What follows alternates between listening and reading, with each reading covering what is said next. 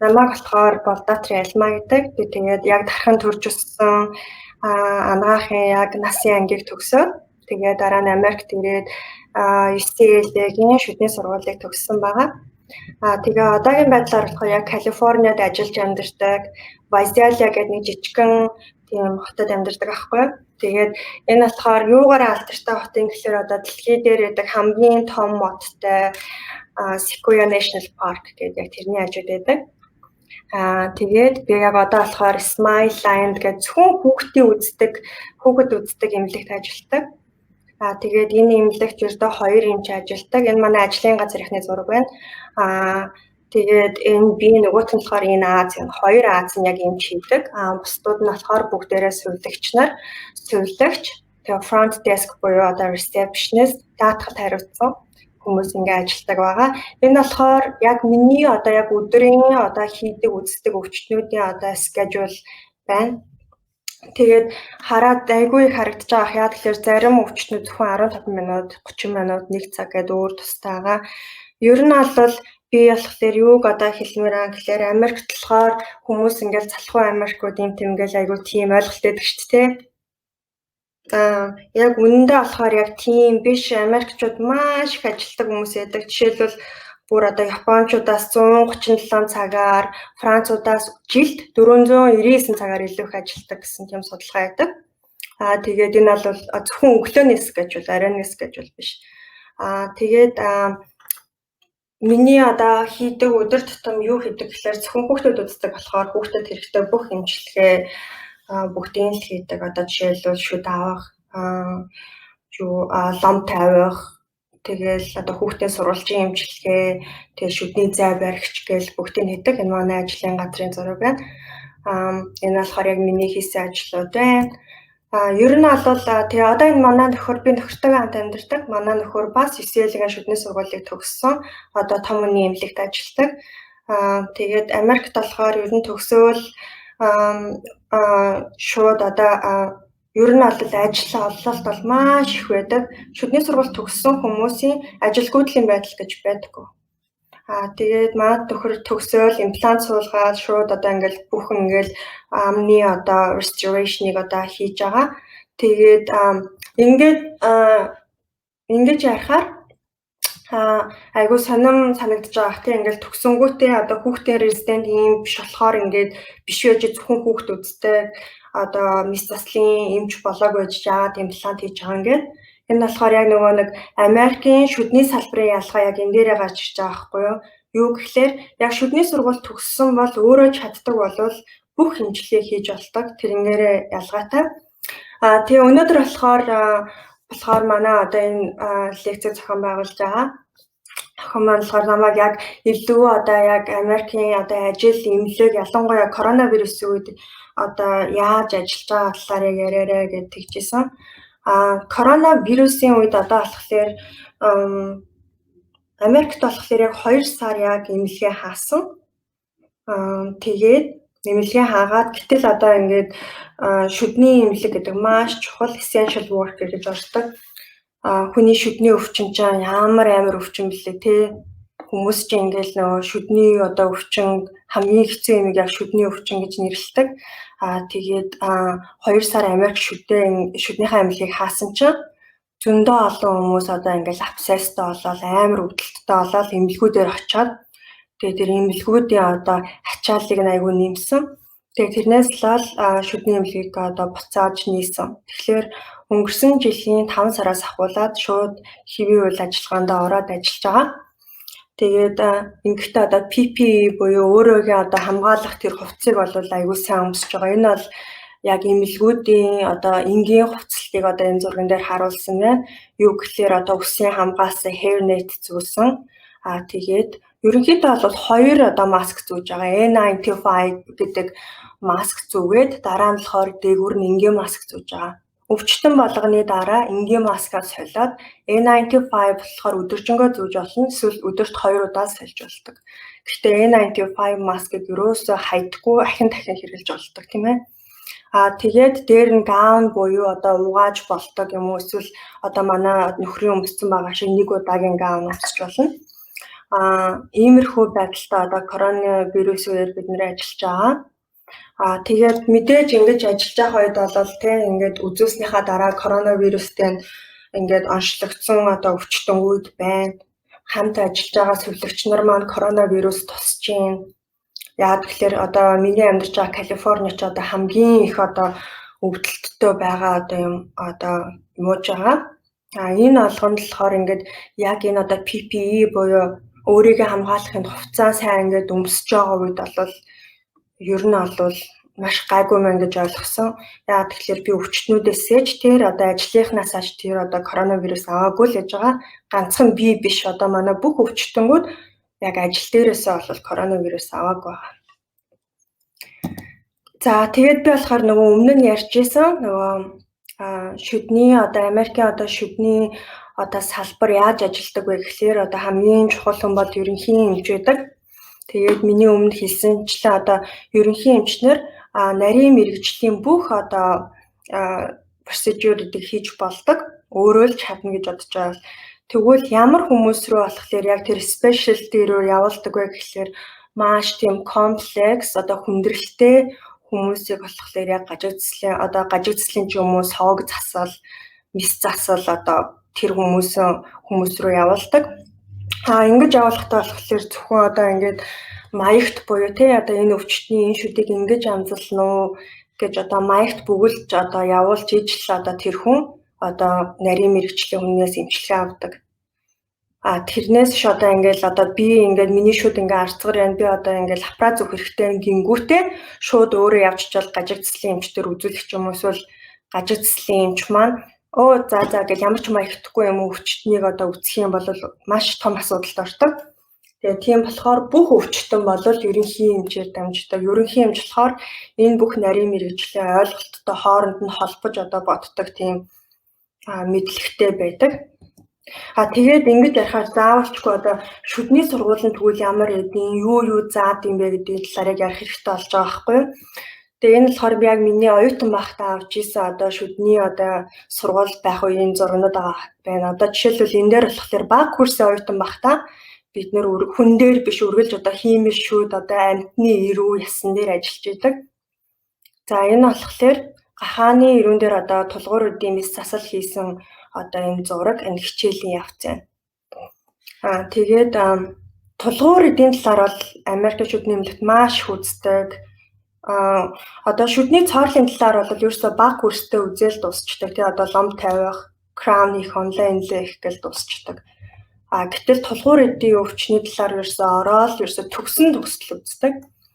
Тэгэл оюутан одоо бага курсын оюутан байхдаа ингээл гахааны эрүү юм уу, хоньны эрүүн дээр ингээл мис засал хийгээл дүнгээ авдаг болол төгсгөөс өмнө заавал хүн дээр одоо 3 хүн дээр мис засал хийж ижил төгсдөг. За тэгэл хэлсэнчлээ одоо ингээл 9L юугаараа алдартай гэхэлэр одоо хүмүүсийн одоо энэ алтаар одоо restoration хийж байгаа шүү дээ. Одоо ломб ч юм уу онлайн инлээ хийж байгаа. Энэ болохоор 9L-ийг эмч шаах энийг гаргасан. Тийм болохоор энэнгээр айгүй бахархдаг. Тэгээ оюутнуудаа яаж одоо алтаар онлайн инлээ хийх үү гэдгийг заадаг. Тэгээ хамгийн сонирхолтой нь болохоор оюутнууд бүх явцаа өөрсдөө яадаг. Ингээ алтаа хайлуулна, цутгах нь бүгдийг нь өөрсдөө яадаг байгаа. Маш сонирхолтой. Тэгээд бас 9L-ийн бас айгүй том өөрсдийнх нь бахархдаг юм болохоор аудитдаг шүтлбэр. RPD-гийн одоо олон системийн одоо 9L-ийн багш нар гаргасан гэдэг. Тэгээд одоо жишээлх юм бол одоо авагддаг хэсэг газрын одоо шүтлбэрийн дизайныг төгсч чадахгүйгээр хизээж одоо 4-р курс руу орч чаддаггүй. Тэгээ энэ болохоор лекц эхлэхийн өмнө багш нар одоо за ийм өвчтөн байна, иймэр шүдэн алдсан тулгуур эдийн ийм өвчтэй. Энэ дээр болохоор ямар одоо хэсэг газрын шүтлбэр зурх вэ гэж тэгэл газ зуруулаад хурааж аваад тэгэл лекц эхэлдэг юм уу. Ер нь бол амар тэгэж одоо шүтлбэр простодонтик аягүй амар их ордог. Гажиг засал, согог засал нь. Тэгэл одоо жишээлбэл энэ дээр болохоор яг миний хийсэн одоо ингээд бүтэн одоо юу байна л да шүтлбэр. Одоо жишээлбэл энийг болохоор өөрөө ингээд бүх шүдэн өрөөл одоо ингээд фестиваль ингээд бүх юмаа өөрөө хийдэг. Ингэж хийх нь одоо нэг шаардлагагүй юм шиг санагдчихлаа хаалта. Яагаад тэгэхээр Энийг чинь тэгэхээр чинь юу штэ технишн хийдэг штэ. Яагаад оюутнууд ингээд цагаа урд юм бэ гэл. Яг энэ үнэндээ болохоор яг хүний одоо шүдний одоо харагдаж байгаа байдал одоо ямар байдیں۔ Тэ төвийн үүдэн шүд ингэж харагдах хэвээр, хажуугийн үүдэн шүд болохоор төвийн үүдэн шүдээс 0.5 мм өргөгдөх хэвээр, хажуу тишээгээ ингээд градусаараа тилтэх хэвээр гэл энэ бүгдийг ингээд сурч идэг хажуугаар нь. Тэгээд яг хөө гэхээр эмч хүн чинь өөрөө энэ бүгдийг мэдчихэж дараа нь лаборатори одоо технишн хийсэн юмыг хараад үнэлэх энэ сайн байна, муу байна гэх тэр одоо мэдлэгийг олж авдаг юм шиг санагддаг. За тэгээ энэ болохоор зүгээр сонирхуулахад миний 3 дахь курсынхаа одоо өдрийнхаа скежюл нь энэ байна. Тэгэхээр өглөө 8 цагаас ахуулаад оройны 4 цаг хүртэл ингээд битүү ингээд завгүй байдаг. 5 цаг хүртэл завгүй байдаг. Энэ зурган дээр би 4 цаг дээр ингээд юу яага авчиж. Тэгээд ерөнхийдөө болохоор яг одоо ингээд ер нь цаг одоо ингээд завтай байдаг цаг нь гэх юм бол 12-оос 1 цагийн хооронд л ер нь завтай байдаг. Тэгэл энэ дээр цай уух цагтаа. Гэтэл яг энэ цаг дээр бас ингээл зүгээр л яг цайгаа уугаад хоорондоо ингээл юм яриад өнгөрүүлдэггүй яа. Тэгэхээр үргэлж ингээл lunch and learn гэж байдаг. Ерөнхийдөө бол 7 хоногт бол 2 удаа заалттай ингээд болж идэг. Энэ нь юу вэ гэхээр ингээд өнөөдөр ингээд энэ шүдний оюутнууд чи ирээдүйн шүдний эмч зөндөө олон өвчтнүүдтэй харьцсан. Тийм болохоор маш олон одоо шүдний материал хийдэг компаниар, имплантын одоо компани, шүдний сойц хийдэг компани ч юм уу энэ олон хүмүүс хурж ирж одоо өөрсдийгөө рекламдаж өөрсдийнхээ одоо бүтээгдэхүүнийг илүү гэж одоо ингэж танилцуулдаг. Тэгээл ийм дээр одоо үнгүү өөрсдийнхээ материалыг тарааж өгөөд үргэл одоо ингээл өдрийн хоол өгдөг. Тэгэл зөндөө олон оюутнууд заримдаа ингээл тэр материал шүднийх нь ингээл баг жинтрээ сонирхохгүй ч гэсэндээ ингээл за өдрийн хоол юм ич очие гэл ингээл аягүй ихтэй оролцдог. Тэгээл ийм lunch and learn гэж байна. Гэтэ энэ дээр үргэлж компани ирээд авахгүй резидентүүд нь хурж ирж одоо өөрсдийнхээ судалгааг танилцуулдаг. Эсвэл ингээд зөндөө олон шүдний клубуд байгаа шүү дээ. Ингээд тэд нар болохоор янз бүрийн одоо хүмүүс одоо амжилттай авж байгаа шүдний юм шинтрийг уурах юм уу, хууль шинтер уурах юм уу тэд нэртэй лекц уншуулдаг. Тэгээд CL-ч одоо айгүй их нэртэй сургууль болохоор маш алдартай хүмүүс хүртэл хурж ирж лекц унших дуртай байдаг. Тэгэхээр өөрсдийнхнүүд нэр төрийн яриг учраас. Тэгээ одоо ингээд та нарын ингээд яг одоо энэ лекцэн дээр сууж байгаа хүмүүсийг харуул маш их Аз хүмүүс байгаа. Тэгээ CL-д маш их Азууд байдаг. Азууд ер нь тийм юу болохоор те одоо итгэвчтэй хүмүүс болохоор их орсон байдаг. Тэгээд Америкууд ер нь хоорондоо тэгж ярьдаг штэ. UCLA гэдэг нь University of California Los Angeles гэж байгаа штэ тий уг нь. Гэтэл тэгдэхгүй. UCLA гэдэг чинь UC Lot of Asian гэсэн үг ингэж олж ирдэг. За тэгээд ахлах курстаа орохоор яг одоо cubicle буюу оюутан болгон өөрийн гэсэн одоо нэг ийм хэсэгтэй болдог. Тэгээд энэ хэсэг дээр болохоор өөрийн гэсэн багаж одоо бүх одоо материал энтрийн бол өөрөө хадгалж болдог юм чинь. Тэгэл яг одоо ахлах курсын оюутан болцсон бол яг энэ cubicle-тэй өөрийн гэсэн хувийн эмнэлэгтэй юм шиг ажиллаж идэг. Тэгэнгүүт одоо хувийн эмнэлэгтэй юм шиг болж ажиллаж ингээд яагаад тэгж байгаа гэхээр сургууль чанд өөрийн гэсэн өвчтөн өгчдөг. Тэгэл тэр өвчтнүүдтэйгээ яг өөрөө уцаар яриад аппоинтментийг хийгээл тэгэл өвчтнийхаа төлөвлөгөө бүгдийг гараад эмчилгээгээл тэгэл энэ явцдаа дөнгөө аваад явж идэг. Тэгээ ингээд одоо бодхоор ч одоо ингээд яг өөрийн гэсэн хувийн одоо эмнэлэгтэй юм шиг ийм амар их чөлөөтэй явдаг юм бол зарим нь амар их хүн үзэл, зарим нь болохоор ингээд барин нэг цөөхөн хүн үзэл төгсөж болох юм байна гэж бодсон шүү дээ. Гэтэл яг үнэндээ тийм биш яа. Тэгэхээр сургууль төгсгөөс өмнө доор хаяж одоо ийм юмыг одоо тэдэн тоогоор ингээд хийж төгссөн байх ёстой гэсэн нэг тийм олон ингээд жагсаалт өгсөн байдаг. Тэгээд энэ жагсаалтаа ингээд яг дуусгахын тулд оюутнууд ч одоо өглөө, өдөр, шөнийн гэсэн одоо клиниктэй байдаг. Бүр шөнийх нь болохоор 9 цаг хүртэл үргэлжилдэг. Тэгэл эндээ тогтмол хүмүүзэн тэгэл үзэх явц болгондоо үргэлж багш нараараа шалгуулна. Тэгээ ингээд яг энэ бол оюутны эмнэлэг байна. Ингээд оюутан болох өөрийн гэсэн cubicle-тэй ингээд ажиллаж байдаг. Одоо нэг одоо багшид 4 оюутан оногдно. Тэгэл яа нэг хөл бөмбөгийн тэмцээн болж байгаа юм шиг л байждаг хүмүүс ингээл амар одоо оюутнууд ингээл клиникт ахад уйлал явж байгаа заавал нэг оюутан хардаг. Одоо ямар нэгэн болохоо ойлол тэгэл баярлцсан оюутан явна. Яагаад тэгэхээр чи сайн юм аах юм бол нөгөө ингээл ногоон карт өгөн тэр нь юрон цавслаад гэсэн үг. Гэтэл одоо ингээл ямар нэгэн байдлаар ингээл эрүүл ахуй одоо ингээл зөрчил гаргаал те өвчтөн үтсэн бэлэгээр хамаагүй компьютерт хүрэх ч юм уу эсвэл айгүй ингээл маш муухай ажил хийх ч юм уу ямар нэгэн байдлаар алдаа зөрчил гаргах юм бол улаан карт авдаг. Тэр нь юу гэсэн үг вэ гэхээр клиникт 7 хоног хүн үзэх хэрэггүй болдог. 7 хоногт клиник хүн үзэхгүй байх гэдэг чинь амар том шийтгэл. Яа тэгэхээр чи цагтаа төгсөх ёстой. Цагтаа төгсөж чадахгүй бол бүтэн семестрийнхаа мөнгийг төлж одоо өвчтөд үздэг. За тэгээд энэ бол яг манай ангийнхны зураг байна. Ойролцоогоор манай анги яг 101 жил 102 хүүхэдтэй төгсөж исэн. Энэ болохоор манай хамгийн сүүлийн лекцийн зураг байна.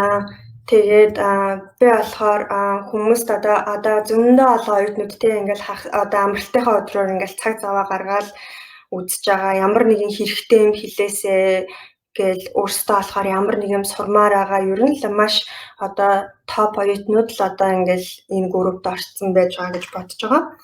Тэгээд би болохоор юу гэж хэлмээр байгаа гэхээр хамгийн ихний юм те заримдаа ингээл маш том юм хийхэд ч гэсэндээ хамгийн ихний алхам айгүй чухал байдаг. Одоо ингээл харанхууд машинаар бариад явж байгаа бол зөвхөн уртлаа араа явдагтай адилхан. Тийм болохоор би та нарыг хамгийн түрүүнд одоо хаанч ажиллах байсан хамаагүй тий одоо та нар үнэхээр одоо Азад ажилламаар юм уу, Европт ажилламаар юм уу, Америкт ажилламаар юм уу, Монголд ажилламаар юм уу хамаагүй хамгийн ихний өөрсөндөө хийх хөрөнгө оруулалт ч юм бол ерөөсөө англи хэл сурах.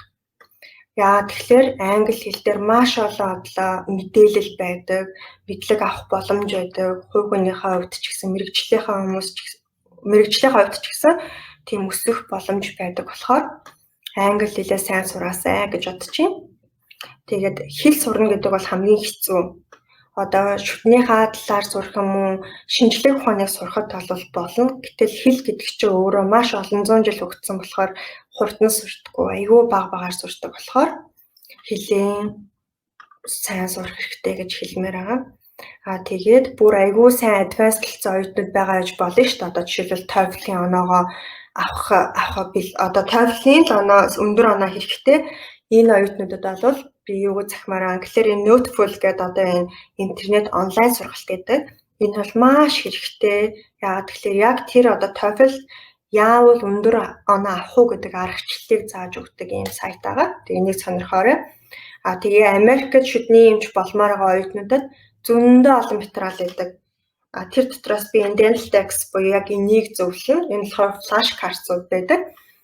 Энийг хэрвээ энэ дээр байгаа бүх юмыг мэдчихэл ах юм бол энэ шалгалтыг давна. Тэгээд Америк шүдний эмч болоход ерөн одоо хэлний шалгалт энэ хоёрыг л одоо өгсөн байхад бол хамгийн том даваа. За ингээд оюутнууд одоо юу асуумаар байгаа би тэр асуултанд хариулахыг хүсэж байна. За баярлалаа.